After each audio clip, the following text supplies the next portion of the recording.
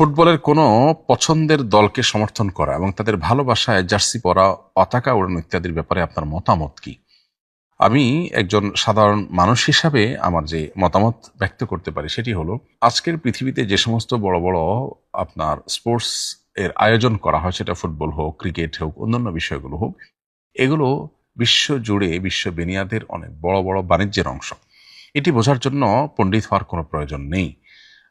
এটি যাদের বাণিজ্য, তারা এটা আমাদেরকে গেলাচ্ছে তাদের বাণিজ্যের প্রয়োজনে।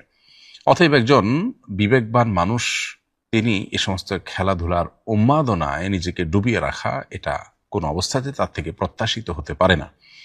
এর বাইরে এ ধরনের উন্মাদনার মধ্যে একজন মুসলিম যিনি আখিরাতে বিশ্বাসী, আল্লাহর সামনে তাকে দাঁড়াতে হবে।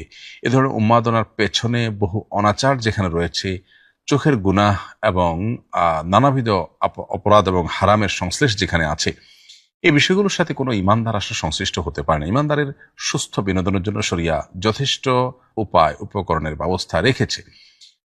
মৌলিকভাবে শরিয়ার যে নির্দেশনা আছে সেটি হলো, আমরা শারীরিক কসরত হয় এরকম যে কোনো খেলাধুলা, যে কোনো ব্যায়াম, যে কোনো কম্পিটিশন জাতীয় খেলাধুলা আমরা খেলতে পারি। কিন্তু ব্যায়াম করবে আরেকজন, আমি শুধু দেখে দেখে মজা নেব এবং এটার ফলে আমার মধ্যে যে উন্মাদনা তৈরি হবে, সেটার কারণে আমার মধ্যে ডোপামিন প্রবেশ করে, এমনিতেই ডোপামিনে আমাদেরকে ধ্বংস করে ফেলছে। এই সাময়িক আনন্দ, সাময়িক বেদনার যে আপনার ব্যাপারগুলো, এগুলো আমাদের মনোযোগকে এমনি ধ্বংস করে দেয়।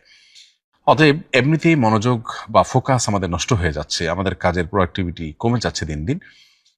এই ধ্বংসের দ্বারপ্রান্তে যখন আমরা উপনীত, তখন এ ধরনের খেলাধুলার মধ্যে মজে গেলে সেটি আমাদেরকে আরো বেশি ধ্বংসের দিকে নিয়ে যায়। এজন্য এ ধরনের খেলাধুলার ভিতরে না মজে নিজে ফিজিক্যাল এক্সারসাইজ হয়, এ ধরনের খেলাধুলা শরিয়ার বিধিবিধানের মধ্যে থেকে করুন এবং অন্য আরেকজন খেলাধুলা করবেন বা খেলাধুলার নামে তিনি বিনোদন, হাসি তামাশা, অর্থ উপার্জন, নাম খ্যাতি ইত্যাদি উপার্জন করবেন, আর আপনি সেটাকে দেখে সময় নষ্ট করবেন এবং সেটা পেছনে অর্থ, সময়, মূল্যবান আপনার অনেক কিছু ব্যয় করবেন। এটা কোনো বুদ্ধিমানের কাজ হতে পারে না।